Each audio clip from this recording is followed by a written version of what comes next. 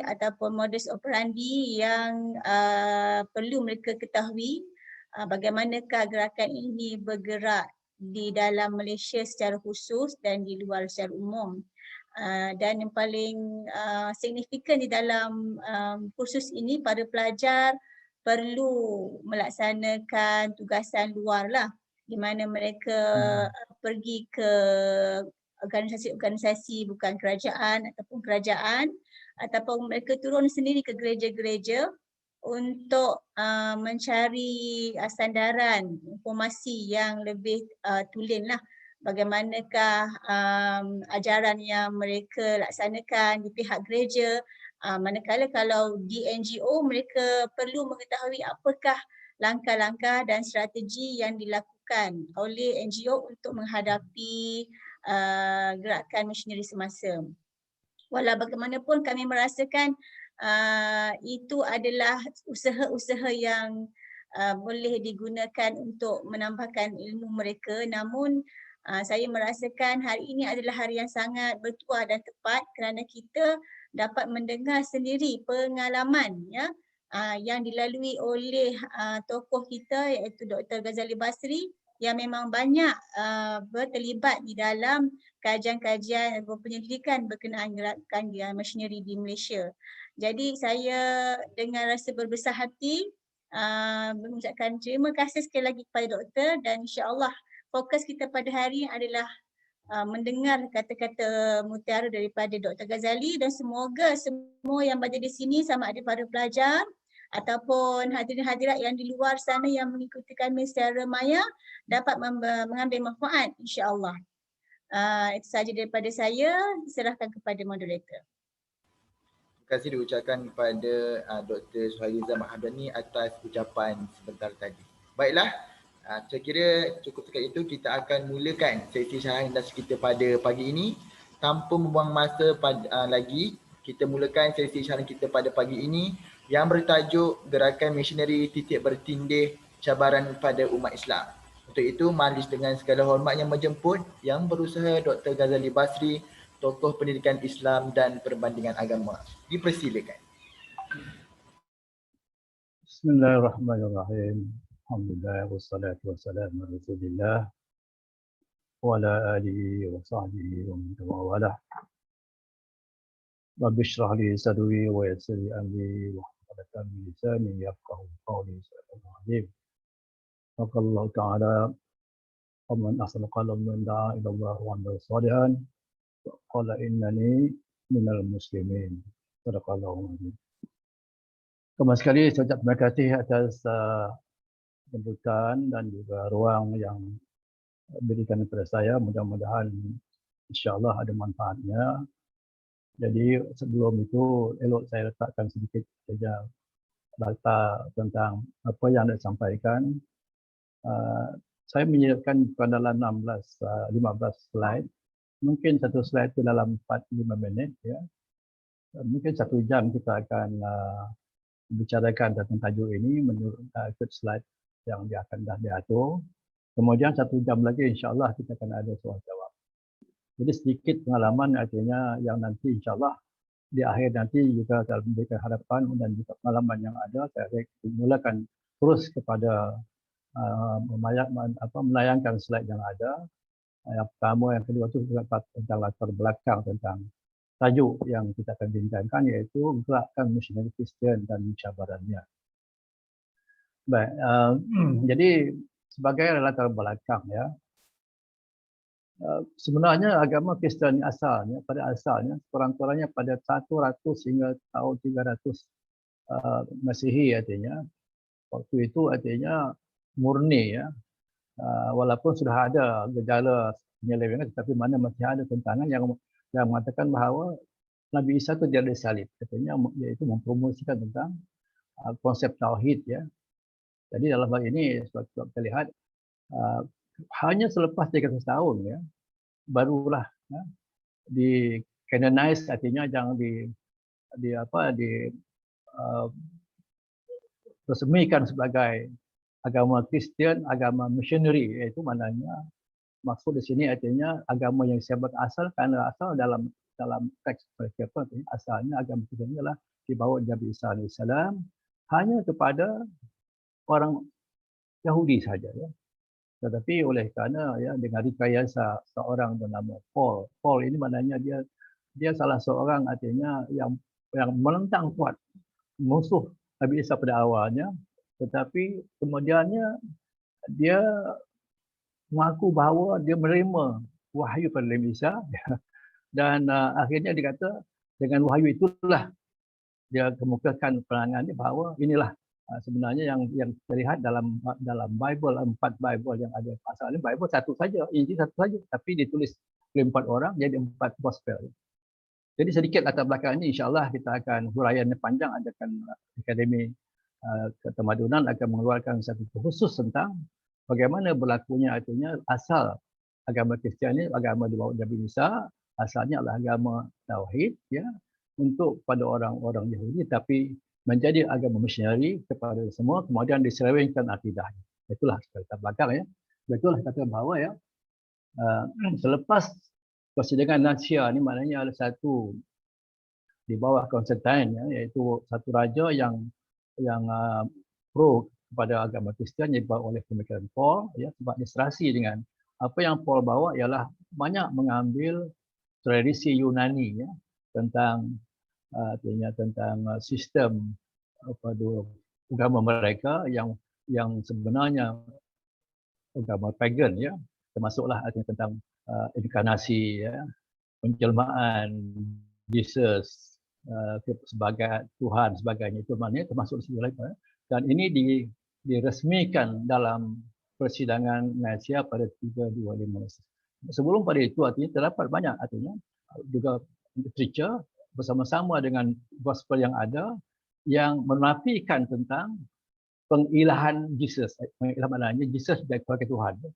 Jadi tetapi oleh kerana pemerintah pada waktu itu artinya yang pro kepada pemikiran Paul, akhirnya semuanya ini dihapuskan. Termasuklah ada satu gospel yang dikarang oleh salah seorang daripada murid Nabi Isa alaihissalam bernama Barnabas ya. Itu juga ditutup, tidak boleh disebarkan. Sebenarnya insya-Allah artinya dengan kalau kita nanti baca tentang Barnabas ini jelas bahawa sebenarnya Paul ini dia bukan salah seorang daripada murid atau hawariun Nabi Isa ya.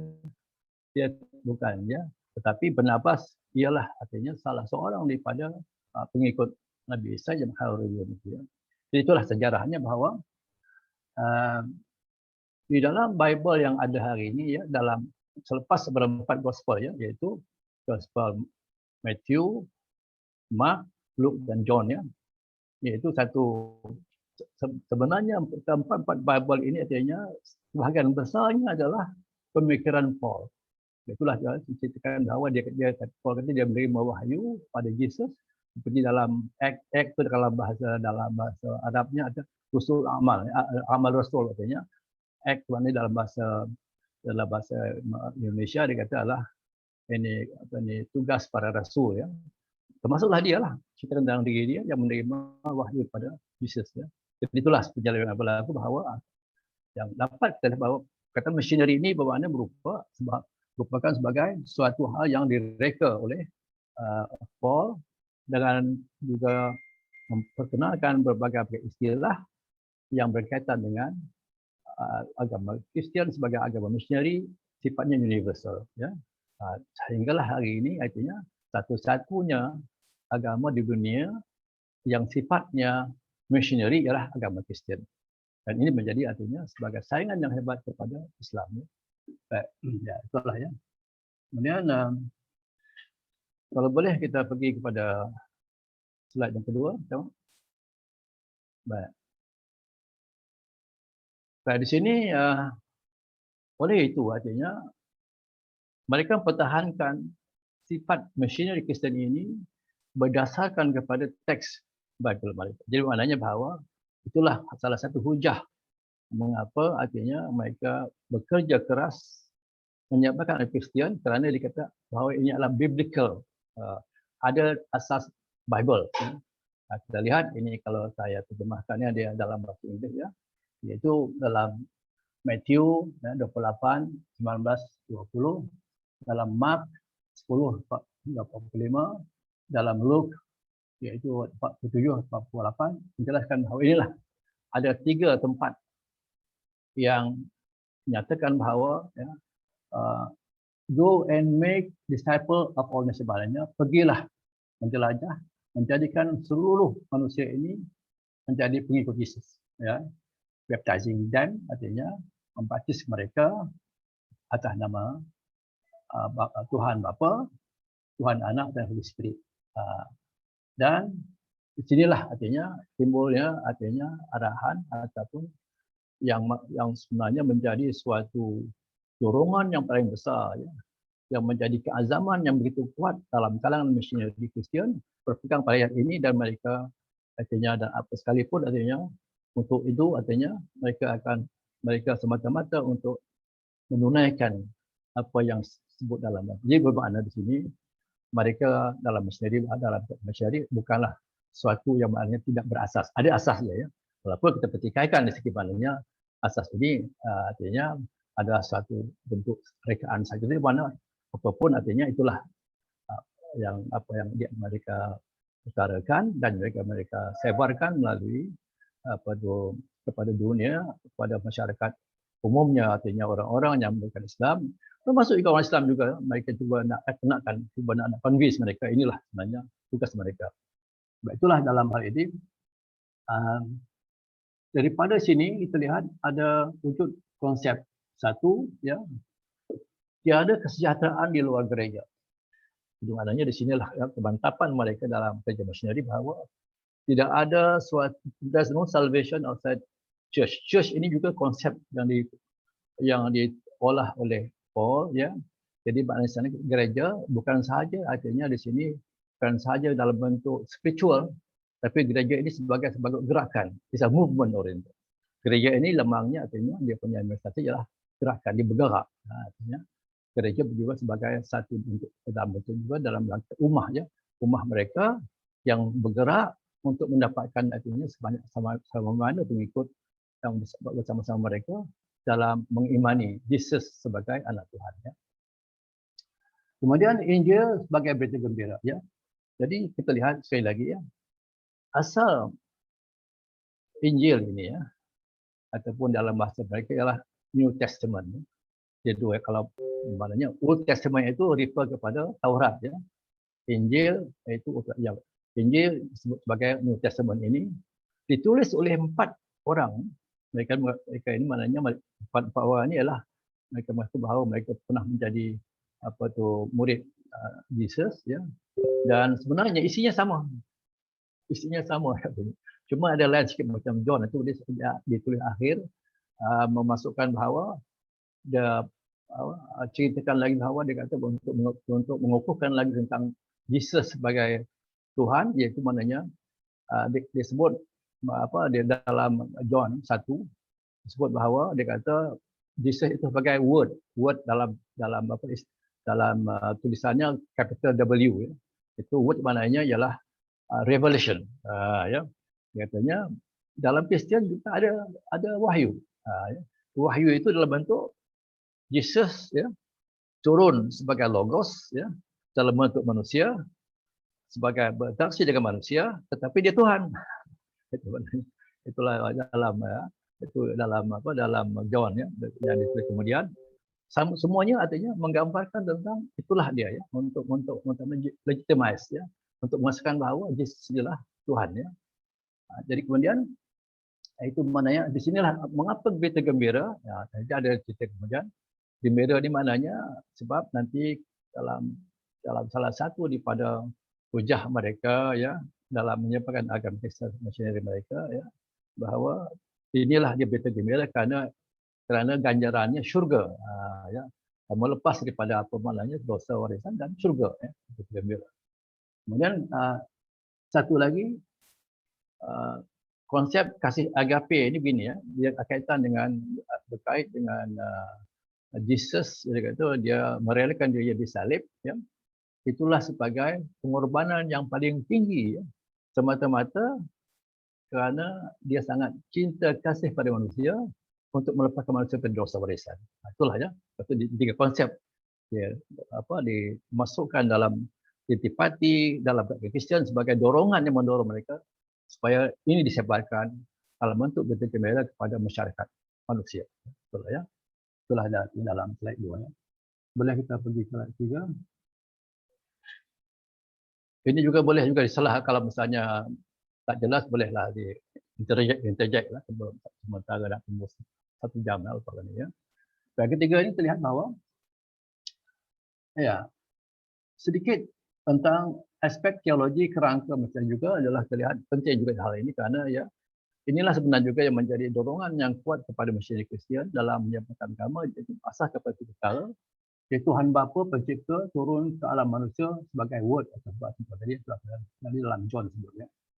Kedua, Jesus yang disebut sebagai the Son dan Jesus telah diimani sebagai juru selamat, Savior, bekerja memandu kehidupan manusia disebut sebagai roh kudusnya ini ya. Jadi dalam hal ini kita lihat teologi begini. Mereka juga mengatakan bahawa walaupun dalam 3 wajah mereka tetap mengatakan bahawa tauhid tauhidik itu maknanya mereka kata bahawa mereka mempromosikan juga ini ketuhanan tentang Kristian ini juga bersifat maknanya kesatuan Tuhan, tapi kesatuan dalam 3 ya. 3 fungsi. Satu, Tuhan Bapa pencipta ya. Dan Tuhan Anak iaitu yang berinteraksi dengan manusia ya, memberikan petunjuk, dan Roh Kudus yang memberikan hidayah.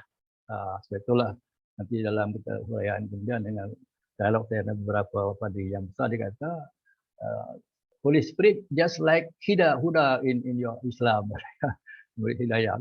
Jadi inilah yang ya. Jadi mereka kepada orang Islam ya sebenarnya mereka bagi mereka yang suka untuk nak dihadapi ialah kelompok Islam. Yang lain mudah ya. Sebab itulah mereka prepare sungguh artinya lah pada ini. Untuk orang Islam mereka kena maknanya buat satu hal yang sifatnya konkret, artinya yang sifatnya maknanya sangat logikal dan juga sifatnya yang boleh terima akal. Ya. Sebab itu dia kata penjelasan ini mereka kata bahawa Tuhan satu tapi dalam 3 wajah, 3 fungsi. Ya. Jadi dalam hal inilah kita lihat bahawa ini juga adalah bagian daripada kerangka yang mereka promosikan dalam menjabarkan tentang konsep ketuhanan dalam Kristian. Jadi itulah maka kesimpulan kesan Tuhan menurut akidah Kristian, Tuhan Bapa dan Ayat. Kemudian ketiga, Yesus menyandang 2 gelar, satu sepenuhnya Tuhan, satu sepenuhnya manusia. Ini tadi disebutkan bahawa yang sepenuhnya Tuhan itu ialah Tuhan berada artinya kingdom of God, kita sebut bahawa yang mencipta ya, kemudian yang sepenuhnya manusia itu dalam semasa Jesus ketika turun, masa dia lahir kemudian di dunia 30 tahun, 3 tahun yang dia berinteraksi dengan manusia atau sudah memperlihatkan tentang beberapa petunjuk tentang dia akan menjadi Tuhan ya yang dituhankan. Itulah maknanya fungsinya artinya ya Tuhan dia berinteraksi dalam manusia dalam bentuk maknanya tajalli dia dalam penzahiran dia berinteraksi dengan manusia ya. Satu lagi ialah aspek manusia dijelmakan dalam konsep diakonia. Dalam konsep diakonia begini. Oleh kerana artinya tadi tersalibnya Jesus ketika salib pengorbanan yang paling tinggi. Kemudian atas apa? Dasar apa? Dasar dia sayang sangat kepada manusia supaya manusia lepas daripada dosa. Maka timbullah tentang ada konsep diakonia maknanya kerja amal ya. Dalam hal ini betul manusia iaitu sangat menekankan tentang kerja amal. Artinya sebenarnya macam kita sini dakwah bilhal ya. Artinya aspek Tuhan dalam bentuk maknanya menyatakan kasih sayang mesti dalam bentuk perlakuan ya. Menolong orang sakit ya. Dalam misalnya dalam pelarian orang dalam keadaan musibah sebagainya. Jadilah benar konsep ini juga adalah ciptaan Paul ya untuk mendekati bagaimanakah hendak mendekati manu'nya pertama sekali orang Islam ya. Kita akan lihat nanti bagaimana kaedah yang mereka jalankan untuk berhadapan dengan orang-orang Islam khusus sekali ya orang Islam. Okey, kemudian teruskan lagi tengok macam mana. Boleh ya. Baik.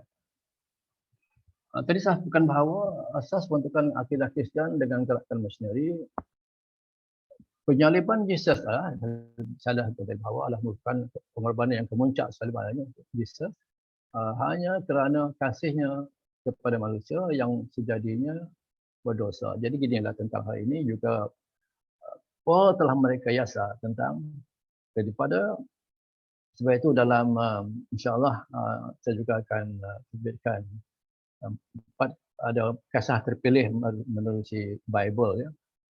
Maksudnya Bible ini maksudnya pertama daripada Perjanjian Lama ya, tentang kejadian Nabi Adam ya, Nabi Daud dan juga Nabi Ibrahim dan Nabi Isa ya, bahawa artinya tentang pengorbanan Yesus ini diolah kerana masa kejadian Nabi Adam dan semua tahu ya, dia disingkir daripada syurga, pertama sebut ya. Menurut mereka dia terus dengan dosanya, dosa warisannya, artinya sampailah tunggu sampai Nabi Isa lahir, disalib, itulah artinya gugur, artinya gugur dosa manusia hanya dengan hanya beriman Yesus sebagai Tuhan. Sebenarnya kita diolah bahawa kata dosa warisan kerana menurut mereka manusia mewarisi dosa Nabi Adam AS. Kita tidak artinya Nabi Isa, Nabi Adam AS pasal oleh mana Tuhan dia berdoa, dia bermunajat, dia minta apa ampun dan dia Allah Taala ampunkan dia. Kita tidak ada setelah kita semuanya artinya jelas tidak ada dosa warisan. Kemudian satu lagi pengorbanan yang memberi isyarat sebagai penebusan dosa, redemption. Satu lagi bahawa di sinilah juga timbul konsep adanya penebusan dosa. Ya. Ini kalau kita lihat dalam mazhab Katolik ya, salah satu daripada upacara yang sangat menarik ya, orang awam biasanya maknanya padri itu boleh ampunkan dosa ya, penebusan dosa ya. Jadi inilah ya, ini juga satu hal yang mungkin nanti dalam bincang tentang kaedah mereka mendapatkan mad'u ataupun Kristian kalau orang ya sekali ya, orang yang bukan apa ni macam agama tapi juga yang sebenarnya ditujukan pada orang Islam ya. Bahawa dia kata adalah salah mudah jalannya supaya mereka boleh mengampunkan dosa ya, redemption. Kemudian bangkit semula. Ya. Dalam hal ini resurrection artinya kalian misalnya ya kita lihat Easter dia. Resurrection artinya dia dah kalau ikut dalam akidah Kristian ya, Yesus benar-benar artinya disalib, mati, disalib pada hari Jumaat ya, malam dikuburkan. Kemudian hari Ahad pagi tengok terbuka dia punya kuburan, macam dia kata sudah naik ke langit ya. Ya.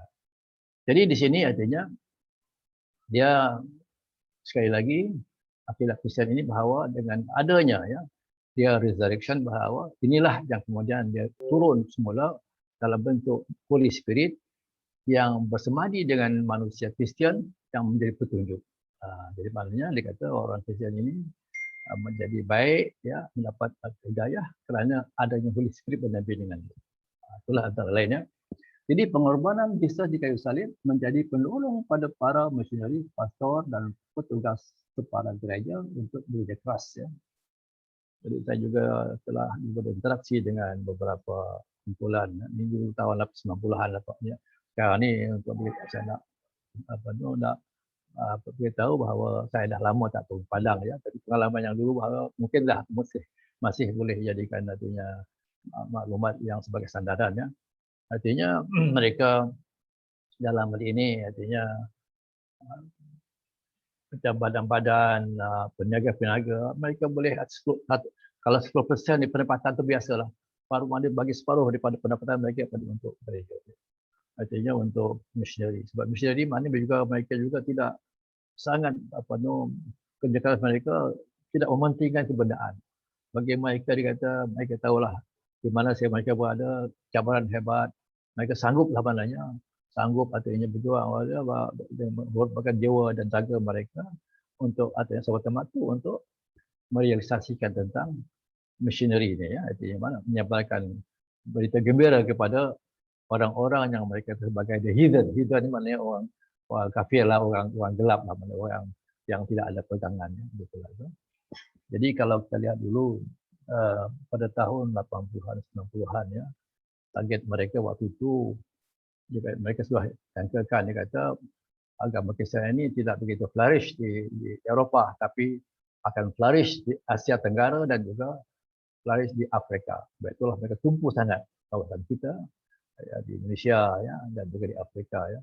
Atas dasar inilah ya mereka pergi, atas dasar apa tu komitmen inilah ya, pegang kepada pengorbanan Jesus inilah yang mendorong mereka untuk bekerja keras untuk menyebarkan agama Kristian ya. Baik, boleh satu sekali. Jadi di Amerika sebenarnya di sini bahawa konsep community tadi ya sifatnya Bible dan juga dalam empat gospel ya, Matthew, Mark, Luke dan John semuanya menunjukkan benda yang sama dan juga kita lihat inilah kita dapat rumuskan ya agama Mesir mereka adalah di atas dasar sama Jesus juru selamat Savior. Jadi maknanya hanya artinya dia beriman kepada Yesus saja, maka dikata adalah dia akan selamat. Ya. Nah, kemudian gospel kena baca sebab itulah dapat berita gembira semua gospel. Tidak ada maknanya, tidak ada tentang dalam gospel ini dalam bentuk sesuatu yang maknanya tidak menggembirakan. Semua yang menggembirakan. Salah satu dikatakan satu ciri artinya bagi mereka untuk bagaimana menyebarkan agama Kristian ini fokus pada golongan muda-mudi artinya kepada hal-hal yang sifatnya ada apa tu berpesta dan sebagainya ya, pergaulan dan yang kedua kasih sayang konsep artinya love thy neighbor ya. Kalau menanya orang apa tu kalau orang tampar pipi kiri apa tunjuk berkeadaan jadi mana ini adalah satu hal agak pain masa kita dalam pengalaman dia juga dalam buat research di Nigeria di tempat yang lain beza ya. Salah satu apa tu yang saya dah lakukan dulu 20 padri Kristian di gereja dan 20 orang imam. Soalan yang sama. Soalannya contohnya artinya nak tunjuk di mana tandas nak pergi. Kalau orang Islam ni tunjuk sana. Terus sikit kanan kiri. Tapi kalau mereka pegang tangan kita, okey, come and show, bawa ke tempat. Jadi itulah antara lain daripada bahawa menunjukkan bahawa segi praktikal yang mana mereka ni luar biasa lah kan, untuk menyatakan tentang kasih sayang mereka, love itu ya kepada bakal-bakal orang yang tak dipengaruhi tentang dalam hal missionary mereka. Demikian juga dari Korea kita lihat kesukarelawanan ini maknanya di mana saja ada masalah banjir, sebagainya, tsunami sebagainya mereka akan berduyun-duyun datang ya. Jadi itulah yang kita lihat dalam kemudian yang keempat, yang kelima kayu salib dianggap suci. Juga kita lihat ada setengah mazhab termasuk Katolik dan juga termasuk juga Anglican ya. Kayu salib itu bagi ibadat jadi itu ya the cross padanya yang di sini maknanya crucifixion merupakan sebagai macam azimat lah ya. Itulah ya apa tu mereka kalau misalnya di Mesir saya pergi buat di Mesir di kalangan Koptik sana sebab apa dia ramai majoriti orang Islam dia tak pakai sangat salib tu ya tapi dia apa bubuh kat tangan dia. Kat tangan sini cross ya. Kita nampak lah ya. Tapi kalau sebelah Afrika ya di sebelah Indonesia maknanya mereka banggalah dengan salib pakai salib sebagainya. Jadi itulah ya antara lain adalah perbezaan ya. Demikian juga sebelah yang ortodoks juga misalnya sebelah Rusia dan juga kita dia pakai salib ya. Jadi kan cuba di Mesir itu lihat tak ada ya. Jadi tapi ada dia simbol tangan ya. Kemudian kaedah dan gerak masyarakat. Konsep missionary dizahirkan dengan ya. Pertama penyaksian ya. witnessing ini artinya dulu dalam tahun 90-an ya banyak literature ya. Literature ni artinya mungkin rekaan ya. Disiabarkan kemudian dia tahu di dalam box di kotak surat kita ya. Iaitu misalnya dia menyaksikan bahawa dia lama sakit apa semua ya. Kemudian dia mimpi lah datang jisah apa semua, kemudian cakap terima dia baik sakit. Itulah antara kita ni, witnessing maknanya. Macam cerita lah ya. Demikian juga kalau pergi ke gereja juga bangun seorang ada dalam cakap secara spontan ya, maknanya ini dia kata instant talking ya, ceritakan tentang dia masalah pemurungan sebagainya, pengalaman yang lama, kemudian akhirnya dia berjumpa dengan Jesus. Itu witnessing. Itu berbagai cara lah ya. Ini juga satu cara ya. Yang dalam bentuk artinya penyaksian mereka sebagai witness ya. Macam testimoni lah ya. Macam testimoni, macam orang jual ubat lah ya, testimoni macam ni juga, ini hasil dia. Jadi ini mungkin masih juga ada berlaku di Sabah Sarawak ya, tapi yang di sini saya pun tak lama tak pada. Tapi itu satu cara. Ya. Kemudian yang kedua, penginjilan, penyebaran Injil ini juga terlihat sekarang ni ialah kalau pergi mana-mana pun hanya hotel memang ada lah. Ya. Saya suka juga kolek Bible lah, ya, Injil mereka ni. Ya. Ada lah semua dalam bahasa Arab pun ada, dalam bahasa Inggeris, dalam kalau yang dalam bahasa Melayu tu dia yang dalam bentuk Alkitab tu dalam bahasa Indonesia lah ya. Jadi maknanya itu juga maka saya secara percuma lah ya penginjilan artinya. Satu yang dari segi mana menyebabkan babot, yang kedua artinya mereka sendiri pergi ya. Di mana sebagainya penginjilan maknanya dia witnessing dan juga penginjilan pergi sendiri secara fizikal ya, sama sekali kepada mana golongan yang marginalized ya. Kalau di Malaysia ini dulu banyak dari orang asli lah ya. Contohnya misalnya saya ada kajian di Perak tu, orang asli ada tempat-tempat misalnya di Guruntung masih sekali, di Guruntung di bawah pada Gopeng itu ya. Dia ada satu badan The Sengoi Workers ya, dia ada satu seminari melatih orang-orang asli sana sebagai Bible teacher ya, guru Bible, dan pergi ke pendalaman dan mereka sendiri maknanya bersama duduk sana, mereka duduk di sana dan juga dalam hal menyantuni artinya masyarakat itu hingga sebahagian besarnya artinya mereka masuk Islam. Masuk Kristian. Ini di Gopeng. Tak tahulah masih ada lah. Di Guruntung itu ada 4-5 kampung ya di belakang Gopeng itu ya. Masuk pendalaman dalam 5 ke 70 meter lah ke kampung masuk hutan lah, laut kan. Masa tu jalan motosikal dah dulu lah, kereta tak boleh ya. Ini mana cara artinya dalam hal penginjilannya. Kemudian yang ketiga, menggaram dan meragi, live and salt. Ini saya ada perhatikan pengalaman saya di Nigeria ya. Dan Nigeria itu macam Indonesia juga lah ya, sebab dia satu keluarga itu dia separuh Kristian, separuh yang Islam ya. Dan mereka juga banyak dia punya mazhab yang tak ada dalam mazhab yang sifatnya dia masing-masing lah, ada mimpi malam tu kemudian besok ada mazhab ya. Sebab itu dalam mereka punya gereja mereka tidak untuk nak menarik orang Islam mereka juga pakai sama, bawa sejadah, bawa jubah samalah ya, bawa sejadah, kopiah sama apa sama tapi ke gereja. Jadi maknanya ini juga untuk nak menarik ya, untuk nak menarik orang Islam bahawa sama tak ada beza samalah ya tentangnya. Sebab yang kedua dia dalam bentuk ragi menggaram ni maknanya tak cara pemperantal lah ya, cara halus lah ya. Dulu ada berlaku juga misalnya sudah dapat dia pengaruhi anak orang Islam perempuan, dia kata apalah, dia kata yang penting kamu beriman pada Yesus ya. Tak tunjuk pun tak apa, kalau nak pakai juga salib sorokkanlah, tak apalah ya. Ataupun tak apalah, jangan ubahlah.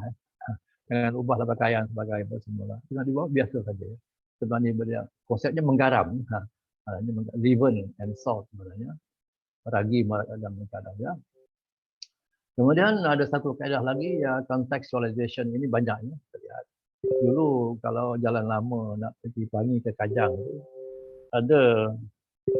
ada apa tu kuil Hindu ya di jalan ya.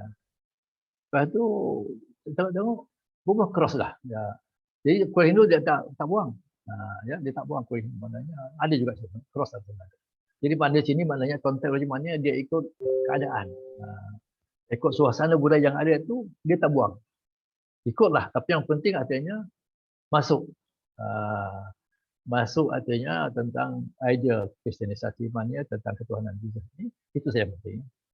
Ini sekarang ni masih lagi saya dalam kalau Indonesia itu masih banyak di tentang contextualization, artinya mereka membudayakan budaya setempat itu banyak di preserve, dikekalkan, tetapi kontennya ialah Kristian, menerima Jesus sebagai Tuhan ya. Kemudian manusia badan-badan misioneri generasi misioneri yang diikuti pastor-pastor agamawi di gereja dan awam disebut sebagai lay pastor dan juga doktor lagi.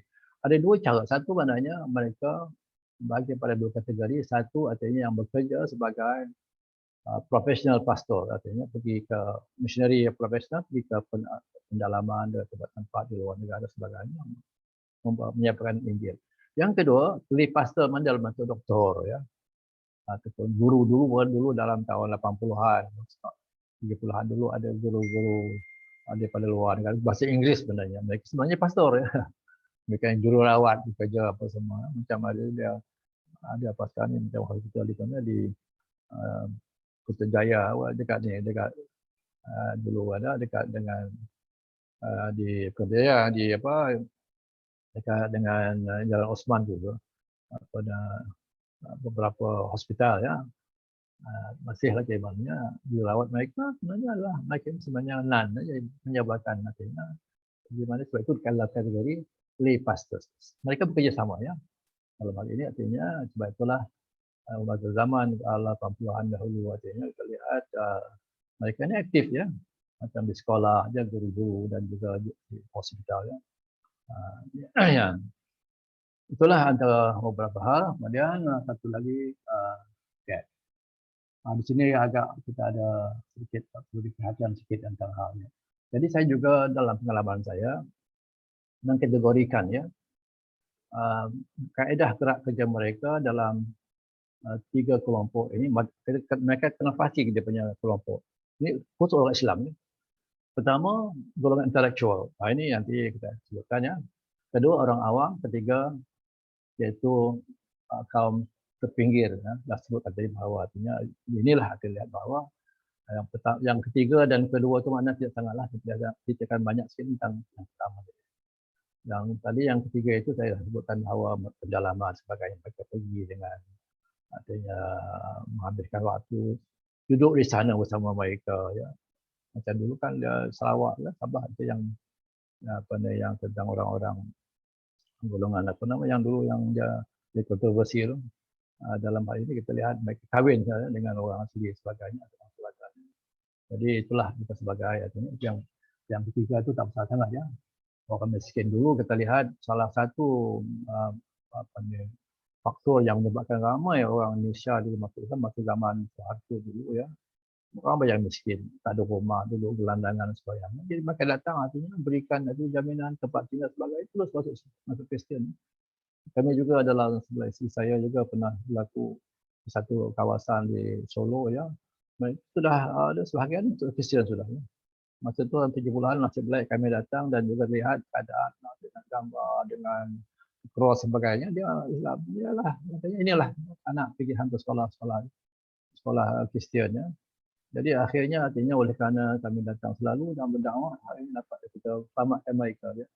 Itulah terlihat bahawa mereka telah masa itu saya rasa gerakan Kristian cukup hebat dan juga kemasukan orang Islam, orang jauh khususnya pada Kristian cukup tinggi ya.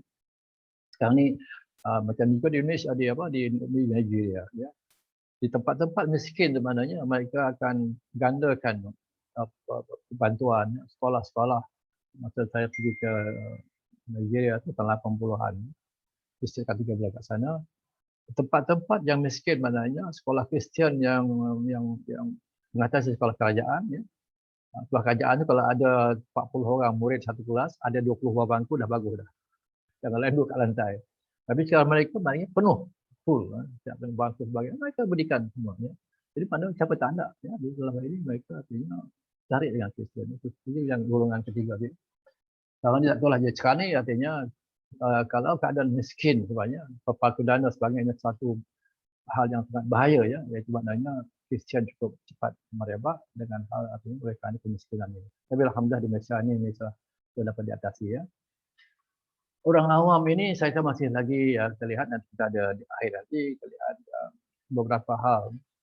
Sama sekali Sabah Sarawak sebenarnya dengan cara mereka artinya sekarang ni juga dengan adanya apa tu Sabah Sarawak itu kerana tersebarnya kitab apa tu ya, Alkitab mereka pakai apa tu terjemahan dalam bahasa Indonesia ya, pendapatan Allah ya.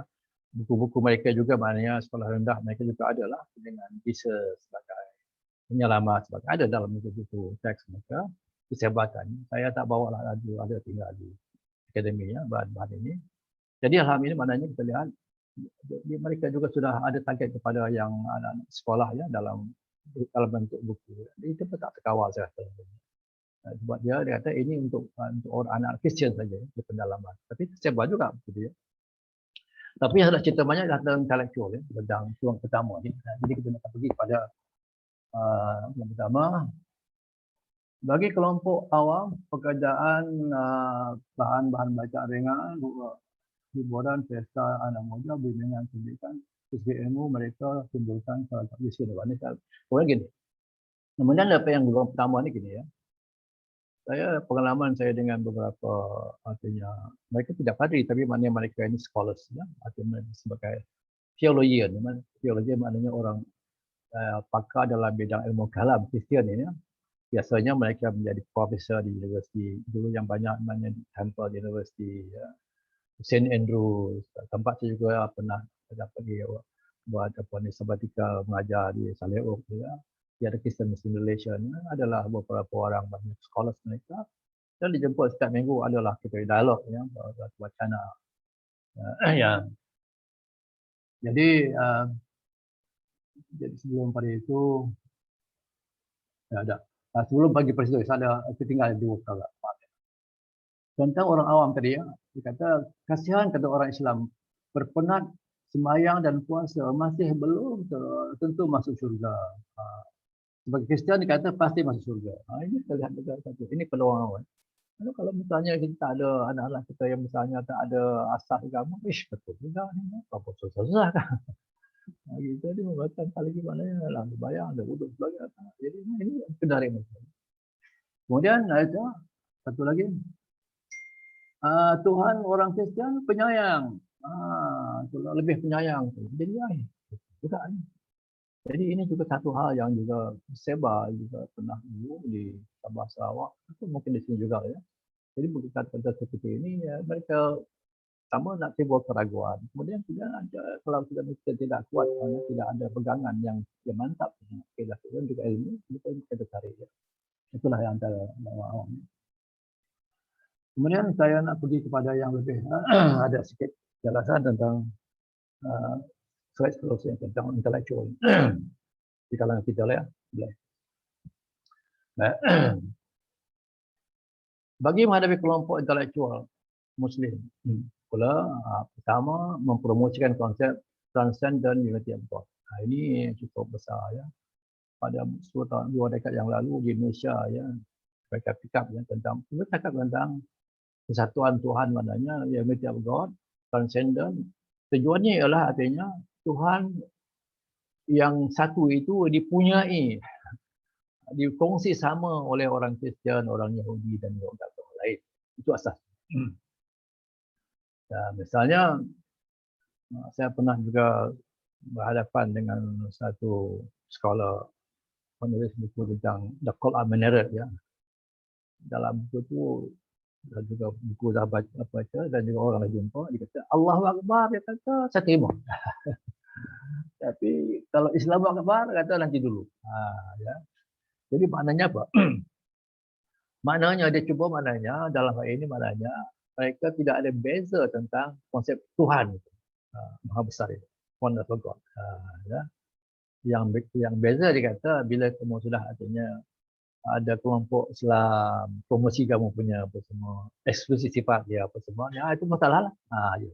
Jadi kita kalau misalnya kurang kita punya bacaan penilaian kita betul juga ni. Ya. Jadi mana ini kita hati sama sekali dulu tahun awal pada tahun 90-an, tahun 2000 ramai pelajar orang kita pergi dua ke negara lah buat PhD sebagainya. Jadi mana kalau kita tidak kuat dalam buat solusi dalam bidang agama, dalam bidang teologi maknanya kita akan semakan. Sekarangnya maknanya tak apa tapi liberal sifatnya dia. Jadi gini ya, dalam hal ini ya, dia menganjurkan semua agama sama kerana berpaut pada Tuhan yang sama. Di sini kita lihat dalam pertanyaan yang lalu ya, di Malaysia ni sehingga kelompok yang agak tak senang dengan sifat Islam yang bersifat eksklusif ini dengan berdasarkan pada konsep transcendent Trinity of God ini mereka tubuhkan satu organisasi bernama JIL, Jaringan Islam Liberal ya. Bagaimana Islam liberal ya. Maknanya sifatnya liberal artinya tidak mengatakan bahawa Islam yang tinggi apa semua itu sama saja. Jadi ini masalah. Ini masalah. Di mana dengan tak sedar kita akan terbawa dengan ajakan mereka dalam melihat bahawa kesamarataan dalam memahami tentang Tuhan yang Esa. Jadi untuk justifikasi keilahan Yesus, ya, mana Yesus jadikan Tuhan, divinity of Jesus, ya. Konsep inkarnasi ittihad, ya, dan juga konsep emanasi hulul ya. Jadi mana dalam ini yaitu dengan di mana kita juga dalam Islam kita ada banyak Tuhan bersifat tanzih ya, transcendent yang tak boleh capai oleh akal kita ya. Atau sama juga ada konsep tajalli ya. Bagi mereka ya dalam konsep tajalli ini mana kita artinya untuk kenal Tuhan kita ada ayat-ayat kauniyah, alam ciptaan alam, bukit muka itu semualah makhluk Allah Taala. Daripada situlah kita baru mengenal Allah Taala. Itu maknanya penzahiran Allah Taala dalam bentuk dia punya makhluknya ya. Mereka tidak ya. Iaitu maknanya dalam hal ini ya, bahawa Jesus artinya di apa inkarnasikan dalam bentuk logos Tuhan. Ini masalahnya. Jadi maknanya dan satu lagi kita lihat bersifat fantasi maknanya makhluk ini adalah sesuatu yang sama dengan Tuhan. Itu dalam agama Hindu ya, begitu ya. Dalam pantheism ya. Jadi dalam ini maknanya dalam hal ini kita juga terjebak dengan konsep wahdatul wujud yang mereka telah perselewengkan, artinya menyamakan bahawa wahdatul wujud ini sama dengan pantheism, artinya dengan menyamakan artinya wujudnya Tuhan bersatu dengan makhluk. Ini sebab itu kita dalam penjelasan kita juga kita alhamdulillah juga buat satu kajian tentang teks asal dalam teks yang ditulis oleh Al-Bani tentang Salikin menjelaskan tentang konsep wahdatul wujud yang kita faham sama dengan wahdatul syuhud ya, bahawa yang kita pandang kesatuan dalam bentuk yang sifatnya tauhidik, bukan mana yang bersifat ateistik ya, yang bersifat maknanya yang disamakan dengan konsep pantheism, maknanya dalam konsep ini ada beberapa hal yang kita kena garis bawahi tentang konsep yang mereka anjurkan. Sebab itu dikata mereka faham juga tentang adanya konsep transcendent dan immanent ya. Transcendent maknanya yang tak boleh capai, immanent maknanya yang boleh capai bersama-sama dengan makhluk. Dia kata sebab itulah dia kata immanent Tuhan ini sebagai bentuk Jesus. Kita tidak, kita maknanya yang terjadi ini maknanya dalam bentuk ciptaan Allah. Jadi ada ayat yang maknanya yang bersifat ya ayat-ayat maqru'ah yang disebut Al-Quran, ayat manzurah iaitu ayat yang terlihat, iaitu maknanya bukit, gunung ganang, cakrawala, semuanya ini ayat Allah Taala. Di sinilah kita memahami tentang al-kasrah pada wahdah. Ya. Mereka tidak, artinya ini dipahami dengan penjelmaan Yesus sebagai mananya Tuhan. Ya. Jadi di sinilah ya. Kemudian bagi kita penolakan terhadap sifat eksklusif satu lagi ya. Jadi salah satu hal yang mengapa terjadinya artinya di Indonesia adanya JIL, jaringan Islam liberal ini ya, tak senang dengan Islam sebagai agama yang sifat eksklusif padanya, misalnya mengambil ke Islam yang luar lalu oleh Islam paling tinggi, tidak ada yang lebih tinggi padanya. Dan juga mayoritas pada Islam kalau yang balwin, maknanya siapa yang tak Islam maka mereka tidak terima ya. Dan dalam hal ini maknanya samalah dengan juga bagi kita Kristian bahawa there's no salvation outside church. Tidak ada selamat hidup sejahtera di luar gereja. Jadi mereka mengatakan bahawa ini sifatnya tidak bagus. Eksklusif maknanya artinya menolak orang lain. Orang lain tak boleh masuk. Sebab itulah Karahana dalam tahun 60-an dulu menganjurkan dalam Kristian, dalam misi mereka ya, iaitu unanimous Christianity. Iaitu maknanya Christianity bermaksud di sini bahawa Kristian bersifat inklusif. Ya, inklusif maknanya semua masuk. Tak ada masalah. Kita tak tolak. Jadi maknanya ajak juga Islam. Jadi Islam artinya kita kadang-kadang kita aja termakan dengan konsep ini, dengan ajakan ini, sehingga melahirkan JIL, jaringan Islam liberal. Ada yang artinya fiqh berlintas agama sebagainya. Ya. Jadi dalam kitab supaya kita jelaskan begini. Dalam Islam dua-dua ada. Eksklusif pun ada, inklusif pun ada. Dalam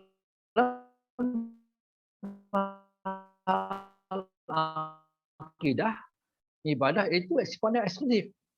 Tak boleh kita kata. Tapi yang lain itu yang bukan akidah, yang ijtihadi itu inklusif. Ayo kita bersamalah dengan sistem untuk pentadbiran sebagainya, itu sifat ijtihadi, inklusif sifat. Jadi di sini maknanya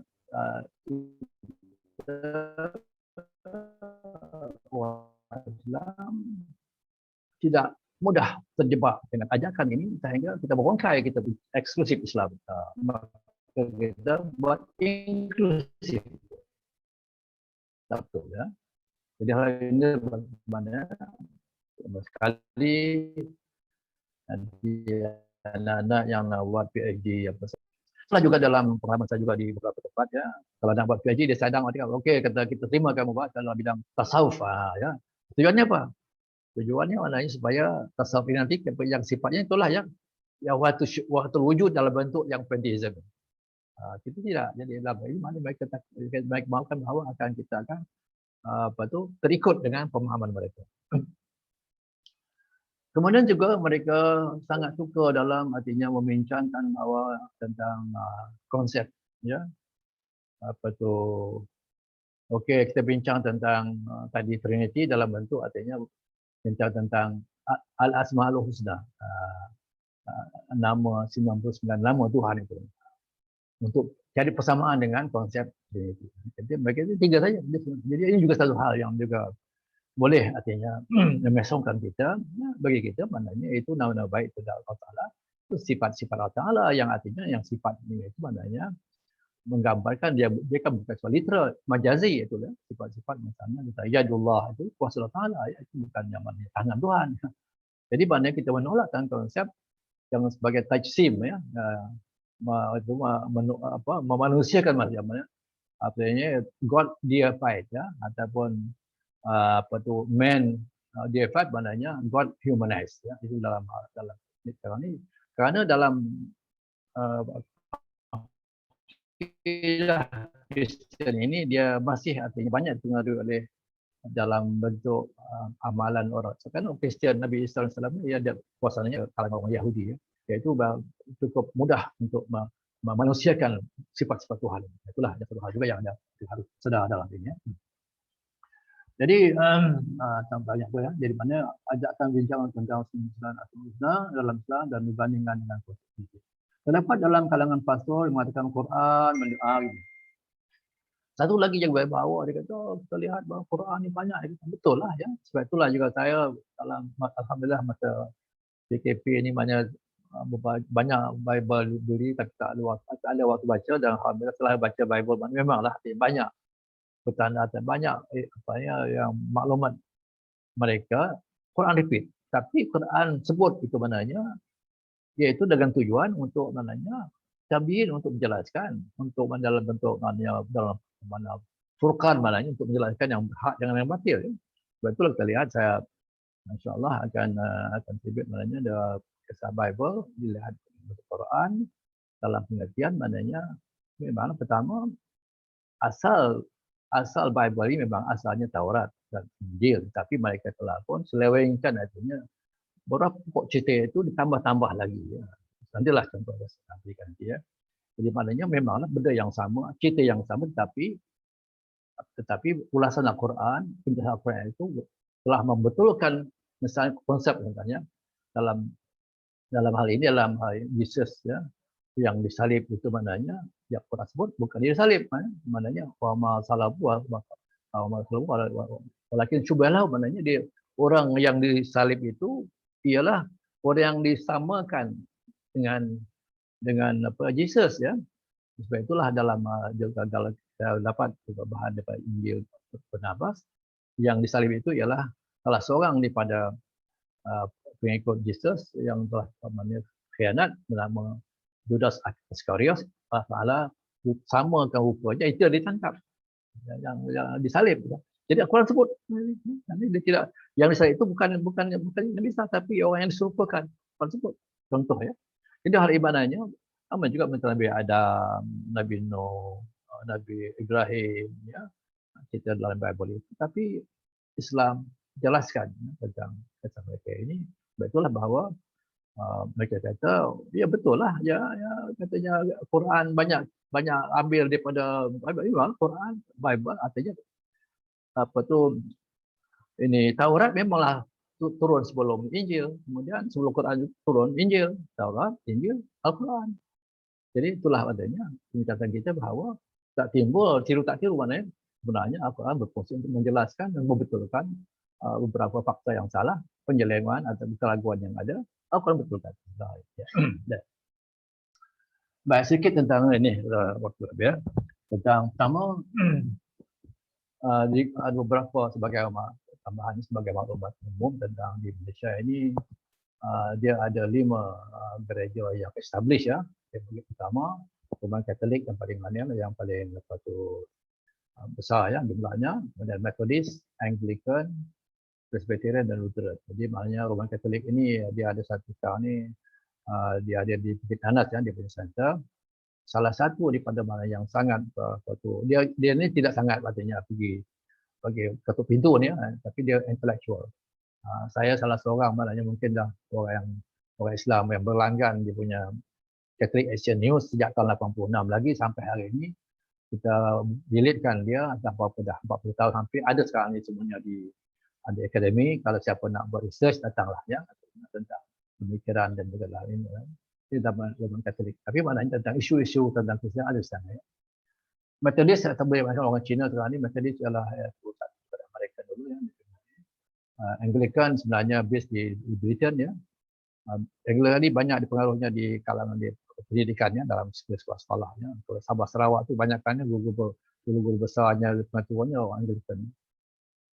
Presbyterian di Scotland dan Lutheran juga ni di Germany, Eropah. Itu yang 5. Yang ini sebenarnya ada bersifat lebih kepada ada organisasi. Tapi sebenarnya dalam hal ini apa lagi selain daripada 5 itu dapat ini financial gereja bebas. Seperti sidang Injil Borneo, ini yang saya satu daripada yang sangat artinya berpengaruh di Sabah Sarawak ialah SIB. Pernah satu waktu dulu SIB ni dia buat buku dia kata sidang Islam baru. Islam baru SIB. Ya untuk nak menjauhkan orang Islam ya. Yang menimbulkan juga isu Allah ni juga mereka juga golongan juga. Itu independent church maknanya mereka tidak ada maknanya pada yang di atas. Mereka terjemahkan artinya Bible seperti itu ialah ikut punya kelompok mereka lah ya. Secara literal ya. Demikian juga dibantu pula oleh perubahan separa gereja seperti Christian Association of Relief, YMCA Young Men Christian ada dia recall ni. YWCA Young Women, ya. STM Seminary Theology Malaysia, ya. Bersifat ekumenikal maknanya dia merentas semua mazhab. Ini dulu ada di Jentul, sekarang dah pindah ke Seremban, ya. STM.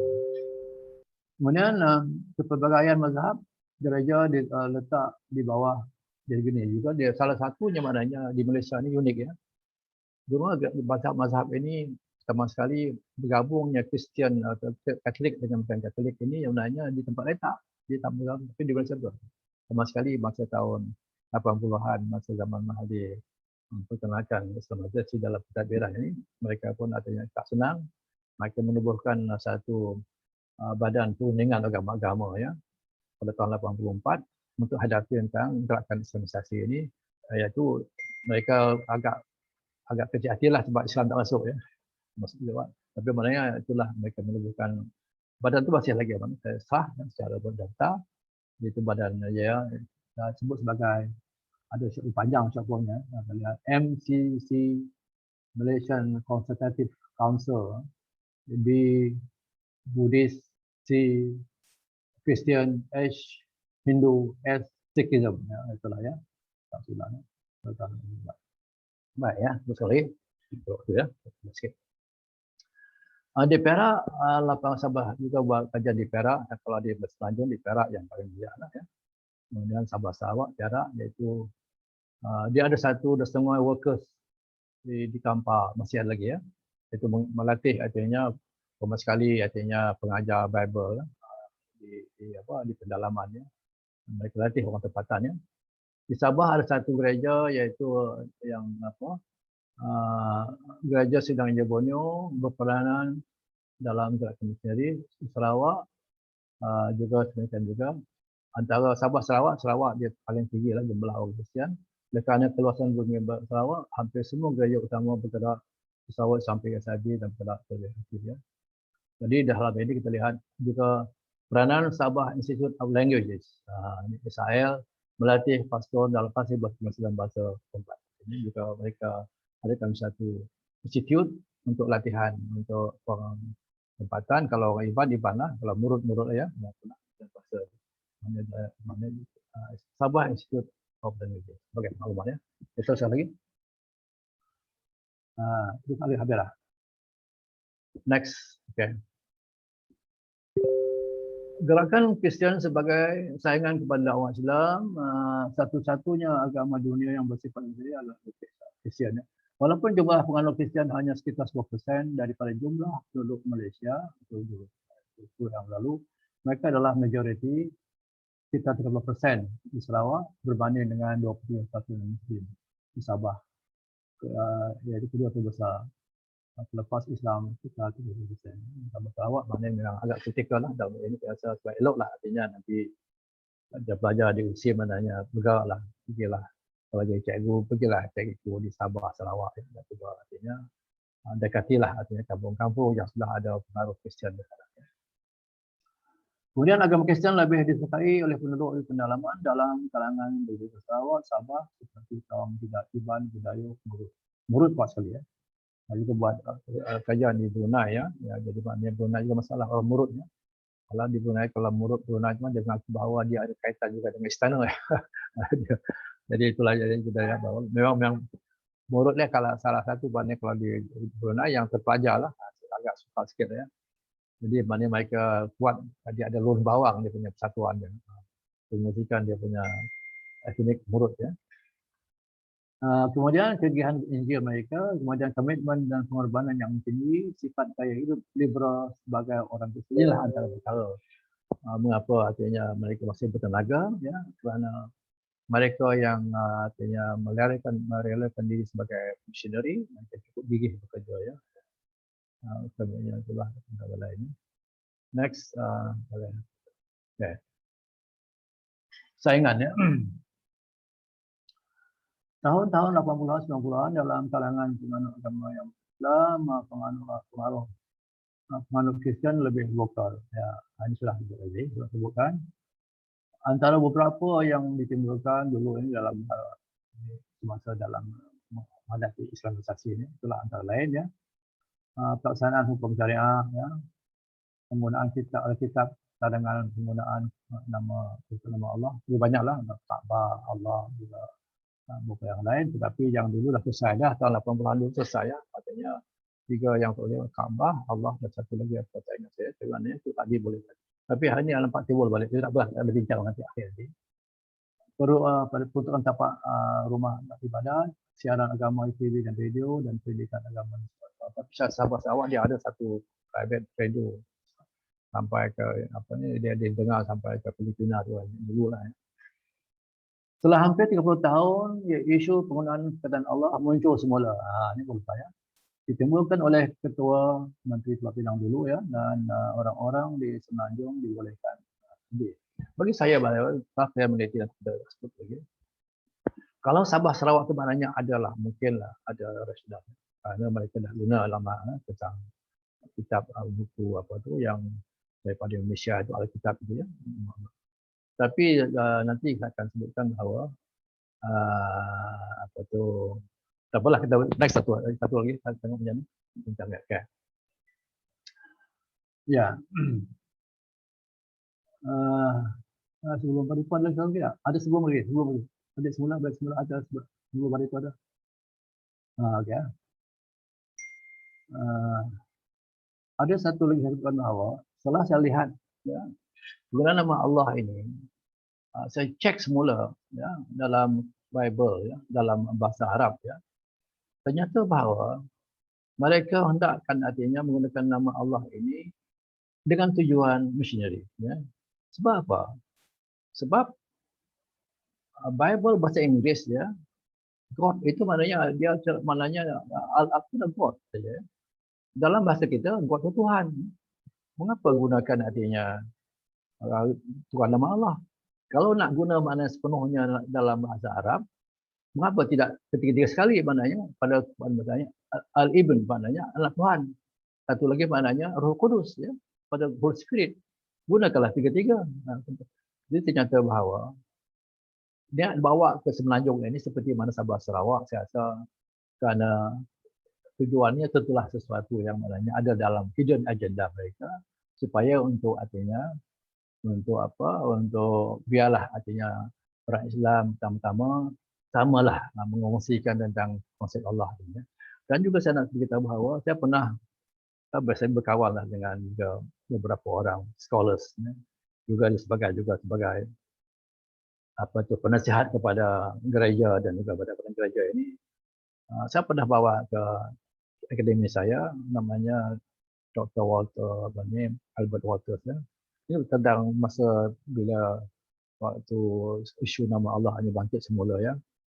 Saya kata ginilah, dalam pengalaman kami di sini bawahnya ataupun Kristian pun maknanya, kalau tak guna nama Allah pun maknanya itu tak ada, bukannya nullify dia punya servis pada dalam purba kamu, dalam punya sermon ya. Tapi Islam tidak. Nama Allah ini masih bahagian daripada ritual dalamnya. Wajib dalam sebutan kita dalam Al-Quran. Ini Al-Quran. Jadi dia percaya betul ya. Saya kata mengapa maknanya jadikan ini sebagai maknanya mengusik hati nurani orang Islam di Semenanjung ini. Jadi dia pun faham bahawa dia kata itulah masalahnya. Masalah dia kata dia pun juga dia merasakan kesal jugalah yang dia Anglican sebenarnya. Dia merasa bahawa dia kata agak dia inilah masalahnya ini golongan SIV ini, independent churches ini, ketuk-ketuk pintu tak pintu hala kata. Itu pandangan dia lah. Jadi mana bahawa itulah. Bagi saya rasa bahawa dalam hal ini artinya kalau bercakap artinya akal nama Allah ini secara ilmiah lah maknanya ya. Bagi saya ternyata bahawa mereka menggunakan ini sebagai ada hidden agenda. Terjemahan diambil secara berpilih. Mengapa tak guna semua? Kerana guna semua lah ya. Lagipun adanya dalam hal penerimaan Kristian, agama Kristian di Sabah, Sarawak, dan Semenanjung, termasuk Semenanjung juga, dalam bahasa Inggeris itu bahasa Arab. Jadi perkataan Tuhan itu dah cocoklah dengan menggunakan God itu ya. Dia bukan bahasa Arab sama sekali. Kalau di Mesir itu tak apalah, ataupun di Beirut itu orang Arab. Memang sebutan Allah itu betul lah ya. Jadi maknanya dalam hal seperti itu mengapa guna nama Allah. Itu yang poin saya lah ya. Kita tengok itu selesai dalam next dalam Okay, ini ya. Okay. Nah, isu penggunaan hak kalimat Allah oleh kaum Kristian mencetuskan keresahan kaum utama yang Islam. Reaksi orang Islam yang menyokong pro ada seterusnya, karena namanya mungkin itu untuk dakwah ke apa itu sebagai dakwah ya. Yang membantah juga ada sebabnya ya. Jadi pandangan penyidik dalam isu ini rujuk ya. Kita tahu detailnya. Rujuk tu next one ada tak? Next slide. Okey. Ini ya dapatan saya. Setelah meneliti teks Arab, oleh kerana Tuhan Bapa, Tuhan Anak dan Roh Kudus disebut serentak, sebutan dalam yang salah. Bahasa Arab mengekalkan perkataan al-aba bagi Tuhan Bapa. Kemudian bagi menjelaskan bahawa Al-Masih Yesus adalah anak Tuhan, Tuhan Bapa tidak sekali dengan Roh Kudus, perkataan Allah Al-Hayy, Allahul Hayy. Semua terjemahan ke bahasa Inggeris perkataan Allah dalam bahasa Arab diterjemah sebagai God saja. Ya. Setelah meneliti terjemahan dalam Alkitab, saya juga ada bahasa dalam Injil itu bahasa Arab sebelahnya bahasa Inggeris. Jadi itu gunakan God. Setelah meneliti terjemahan dalam Alkitab, terjemahan Indonesia, sejangka penterjemah membuat terjemahan berpilih. Sepatutnya kalau mahu dalam bahasa Arab, gunakan juga Al-Ibn dan juga Al-Roh Kudus. Itulah ya. Jadi itulah pandangan saya. Jadi dalam hal ini ya, kita next slide tentang Al-Ibn. Ya. Apakah justifikasi penggunaan nama Allah bagi umat Kristen? Apakah penganut Kristen di Sabah, Sarawak, Semenanjung, adakah bahasa ibunda mereka bahasa Arab? Itu ya. Kedua, mengapa tidak pakai sahaja Tuhan, terjemahan tepat dalam bahasa Melayu? Tiga, dalam bahasa Inggris kalau mahu pun boleh gunakan perkataan God. Kesimpulan, jadi kami pendapat bahawa tuntutan mereka adalah membutuhkan machinery. Itulah antara lain ya yang saya kemukakan, cuma nanti mungkin apa pandangan penonton lah ya dalam hal ini, dalam isu ini, karena masih hari ini masih ya. Masih lagi ada yang berpendapat bahawa kalau gunakanlah juga, artinya karena kita akan masuk faham Islam. Tapi sebenarnya kalau ini sebutan ini disertakan usaha untuk menjelaskan, tak ada guna. Jadi mana baik untung. Itulah saya punya pandangannya. Jadi Allah Alam, jadi dalam hal ini bahwa dalam hal ini saya juga sebagai untuk mengakhiri sedikit mosian saya dalam hal ini, dan mudah-mudahan dalam jawab nanti akan adalah sedikit mungkin penambahan beberapa masukan, artinya beberapa lagi yang tertinggal dengan adanya artinya sesi soal jawab. Mudah-mudahan artinya dapat lagi mempertajamkan lagi dirinya tentang penjelasan tentang isu yang dibangkitkan hari ini. Assalamualaikum warahmatullahi wabarakatuh.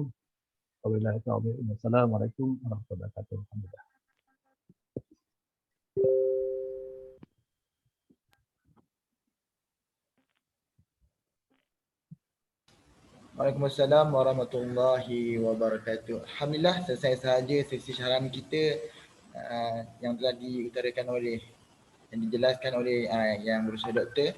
Mudah-mudahan sedikit syarahan yang telah membuka mata kita tentang gerakan missionary tersebut. Baik doktor, di sini ada beberapa soalan yang telah diberikan kepada saya.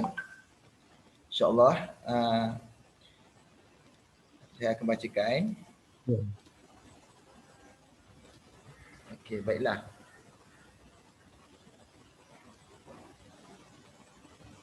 Soalan yang pertama, menurut bacaan saya, daripada seorang pelajar, menurut bacaan saya, ajaran Kristian Evangelical antara teramai di Malaysia sekarang, lebih kurang 60%. Betul ke? Kalau betul, macam mana aliran ini boleh jadi begitu dominan berbanding aliran lain di negara kita, walhal aliran Evangelical ini ialah aliran yang baru berbanding aliran-aliran yang lain dalam Kristian. Dan yang kedua, daripada peserta yang pada yang bertanya juga, menurut peruntukan undang-undang, ajaran agama lain tidak boleh disebarkan dalam kalangan orang Islam. Walaupun sudah wujud undang-undang ini, mengapa masih ramai Melayu Islam boleh terpengaruh dengan ajaran Kristian? Dipersilakan doktor. Okey, alhamdulillah. Tentang pertama tadi tentang evangelical ini, yang gereja independent churches ini, saya dulu adalah buat artinya kajian sama di Sarawak, ini kajian di Sarawak ya. Ini juga SIB ya, dan juga satu lagi yang terbaru agak terfavorit itu ialah pengaruh karismatik dalam agama Kristian. Yang ini ya. Karismatik ini begini, artinya ini salah satu daripada yang independent church ini di kalangan orang tempatan. Setelah mereka melihat tentang suasana setempat ini, mengkaji psikologi ya, kalau orang asli sebagainya, orang Sabah, Sarawak, orang misalnya Murut sebagainya ya, mereka telah mencipta satu keadaan supaya menarik.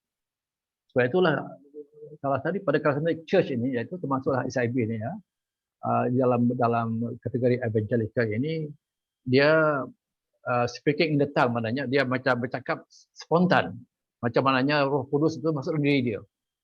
Masa assembly gereja tu dia bangun sendiri, cerita tentang pengalaman dia, ini sampai semua tu dia akhirnya jumpa. Jadi mana ini dia masa-masa bercakap dengan setengah jam pun ada. Kadang dia punya servis gereja tu makan 2-3 jam juga ya. Jadi mana ini charismatic church ini ya. Sebab itulah dia menarik audience ya tentang agama Kristian ini. Oh, hebat sungguh ya. Tengok ya.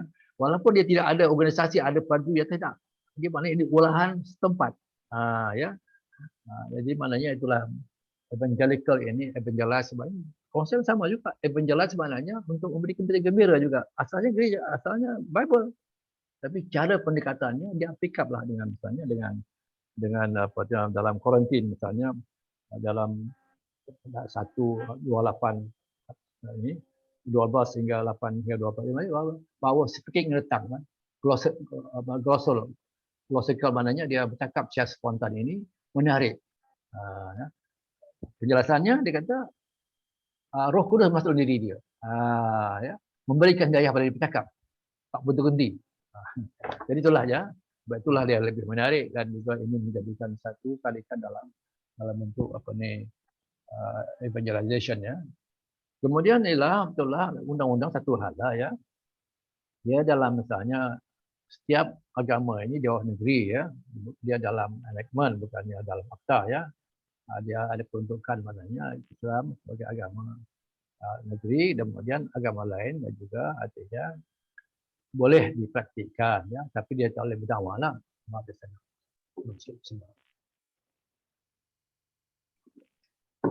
Jadi atas dasar ini ya. Pertama ialah betul lah mereka faham dan juga mereka juga mungkin tidak dapat mengawalnya. Kerana dalam hal ini artinya tidak ada siapa yang maknanya menjaga katanya setelah satu tempat itu orang Islam anak sudah pergi ke gereja benarnya tak tahu tanpa pengetahuan ditarik mungkin dia tak terlepas pandang. Jadi dalam hal ini maknanya tak dapat kita maknanya nak gunakan artinya bergantung pada undang-undang saja saya rasa tak boleh bergantung sangatlah. Sebab itu dalam hal ini artinya dia macam mana pun dia punya asas akidah asas Islam itu kena kuat, kena ada asas pada anak-anak kita ya. Ya apa pun undang-undang yang ada pun tak boleh menyekat dia. Sebab apa hati manusia ini maknanya kalau ada pengaruh maknanya undang-undang apa pun dia langgar. Itu masalahnya ya. Jadi maknanya dalam hal ini walaupun undang-undang itu ada betul berfungsi tetapi maknanya tak boleh gantung sangatnya. Yang penting artinya ialah asas akidah itu mesti ditanamkan pada awal-awal lagi di peringkat rumah. Ya. Dan juga kita sebut juga maknanya sedikit tentang dalam ilmu sebab itu saya pernah syurkan juga di maktab perguruan guru ya. Supaya saya ajarkan juga kepada agama Islam. Guru-guru bekalkan pengetahuan Sarawak, dia bekalkan dengan khususnya tentang agama Kristian. Macam mana mereka menyampaikan agama mereka, apa benda-benda yang selalu ditimbulkan dalam hal ini. Kan dia jawapan dia. Jadi itulah yang saya sangat prihatin dan juga yang kedua anak-anak muda sekarang ini maknanya terutama sekali graduate yang baru maknanya pergilah artinya pergi ke lapangan. Saya dengar tadi baguslah artinya salah satu ada cara artinya pelajar mengambil kursus ini mesti ke gereja ya. Saya juga dulu masa mengajar di IPI dulu saya wajibkan maknanya minimum 3 ya.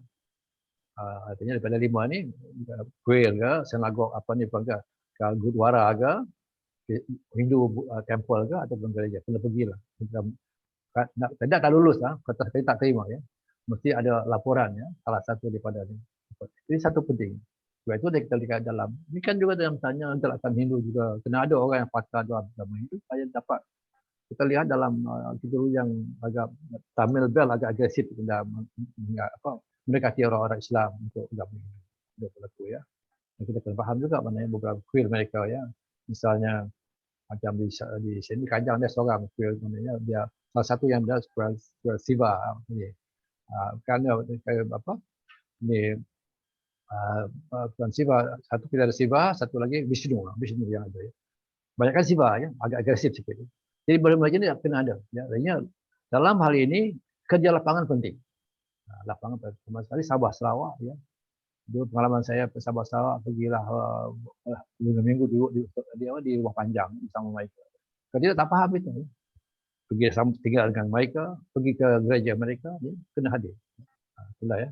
Kita lain. Okay. Jawab soalannya. Okey. Baik, terima kasih Doktor. Soalan yang seterusnya dalam Zoom kita. Assalamualaikum, saya Ustaz Abdul Halim, jaga orang asli dari lahir hingga meninggal. Alhamdulillah penambahan ilmu berbandingan agama. Begini saya dah akan kawan bertugas di Ulu Beruntung ya, pasal dulu ya, beruntung ya. Okay. Jika nak kongsi lebih lagi boleh hubungi saya. Ini dia macam makluman sajalah. Alhamdulillah, terima kasih banyaklah. Kesalam pada dia lah. Tempat saya dulu dia tinggal di sana lama. Dengan apa dulu beberapa nama lah sana, dan mereka bangga sungguhlah guru Kuruntum ni. Dia kata mula-mula dulu ada orang dakwah Islam datang, tapi dia kata dia macam tak betul lah tipu dia mereka lah. Dia datang Kristian, dia pegang tu Kristian. Bahsarup, kalau salah pada banyak di kalangan mereka itu Bahsarup namanya. Dia ketua di situ lah. Dia mengatur semua apa ni mingguan punya apa assembly di gereja dia pergi bawa orang belajar kat Sengai punya apa ni latihan di dekat Gopeng ya Kuruntum ya. Terima kasihlah ni Ustaz Abdul Halim ya. Mudah-mudahan dapat terus bergerak sana, dan saya harap di sana dah kurang kot Kristian kot, atau tambah lagi ke, wallahu a'lam. Okey, baik. Terus soalan terusnya daripada Zoom kita juga, nak tanya pendapat doktor antara Roman Katolik, Seventh-day Adventist SDA dan Sijil Injil Borneo SIB, mana yang paling kuat pengaruhnya dalam kalangan orang Kristian? Silakan doktor. Begini, tentang tadi ya, tentang dia Roman Katolik ni dia intelektual lah ya. Dia banyak penyebaran dan sebagainya. Dia tak sangatlah untuk nak apa tu orang kata nak dapatkan dia punya pengikut dia yang baru. Tapi maknanya dia cukup mantap di segi maknanya menjaga dari segi susila, segi maknanya keintelektualan. Sebab itu dia salah satu maknanya jurnal yang ada sejak tahun 60-an sampai sekarang tak pernah miss. Cuma yang baru ni masa PKP je, ada 3 bulan dia main. Saya berlanggan dia masa sejak tahun 80-an. Jadi maknanya dia sebut agak salah satu maknanya orang istilahnya melanggan dia punya dia lah. Saya lah. Itu Roman Catholic. Betullah dia punya ni cukup organize lah, sebab punya dia punya kadi besarnya ada di Vatican ya. Yang ada di Vatican. Kemudian satu lagi maknanya tentang SDA Seventh-day Adventist ini dia semi, artinya dia masih lagi ada gereja yang ada hierarki. Dia Seventh-day Adventist ni maknanya dia ada sikit tafsiran tentang pengaruh Yahudi sikit tentang hari Sabtu sebagainya. Dia ada sikit aspek dari segi mana amalan spiritual ya, puasa dan sebagainya dalam pengertiannya ya. Jadi maknanya bagi saya antara RC agak ekstrim untuk pergi kepada stick with Bible dan kepada intelektual, pada keilmuan. Satu lagi yang sebelah opposite dia SIB yang langsung dia pergi tak pergi apa, dia pergi tutup pintu. SDA tengah-tengah lah ya. SDA ni banyak juga artinya tidak segera seperti SIB, tapi maknanya taklah sejumut seperti Roman Katolik ya, dalam itu pandangan saya lah dulu lah. Sekarang wallahu a'lam SDA Seventh-day Adventist ini maknanya dia utamakan Sabtu ya. Sebab Sabtu sebenarnya adalah budaya orang Yahudi ya, sebab Sabat dia ya. Kalau orang Yahudi dia petang Jumaat dia dah mula puasa dah ya. Sabtu dia penuh dia ya. Okey, itulah mungkin apa yang dapat saya jawab. Okey, baik Doktor. Soalan yang seterusnya, UEA menyokong Israel atas dasar milah Ibrahim iaitu agama Al-Hanif, yakni agama suci atau Ibrahim Faith. Apa kaitan antara Islam dan Kristian? Apa pandangan Doktor? Silakan. Yang untuk apa ni terhadap murid ya. Jadi betul lah artinya kalau ya kita teliti sungguh dalam walaupun Bible yang ada hari ini maknanya ialah Old Testament, New Testament. Asasnya betul lah, asasnya memang ada asas Taurat. Ya. Tapi oleh kerana ini Taurat yang asal itu tak ada nasah yang kita boleh capai ya, dan Injil yang asal. Ya. Tapi dia punya artinya kandungan yang asas itu ada, tetapi mana dalam bentuk dah sudah di modified ya.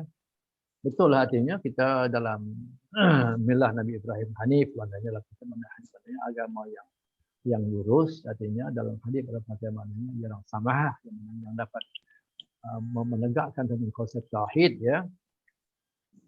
Dalam hal ini artinya Kristian yang ada hari ini maknanya dia bagi dia yang kalau berkongsi pun Nabi Ibrahim ini hanya dalam bentuk maknanya konsep Masayah ya. Ya. Masayah ini mana kalau bagi orang Yahudi ya, mereka maknanya Masayah ini maknanya bahawa berakhir dengan adanya lepas Nabi Musa sampailah pada Nabi Daud ya, Nabi Sulaiman ya. Katanya bagi mereka itulah dia. Lepas itu mereka tidak menolak ataupun mereka juga tidak mengakui juga Nabi Isa. Sebab itulah dalam Bible New Testament sepanjang Nabi Isa berada dalam dia punya gerakan dakwah dia maknanya ditentang oleh orang-orang ini pembesar ini orang-orang yang dikatakan sebagai pengikut ini pengikut Taurat ini Old Testament ya. Jadi artinya cukup dimusi Nabi Isa.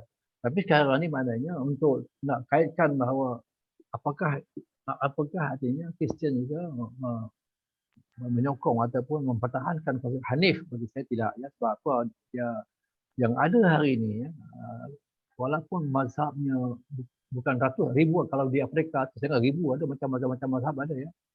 Jadi maknanya apapun dia punya mazhabnya, tetapi dalam hal konsep Trinity ini dia pegang, dia beranjak. Jadinya mengilahkan Jesus ya, mentuhankan Jesus itu maknanya itu sama ya.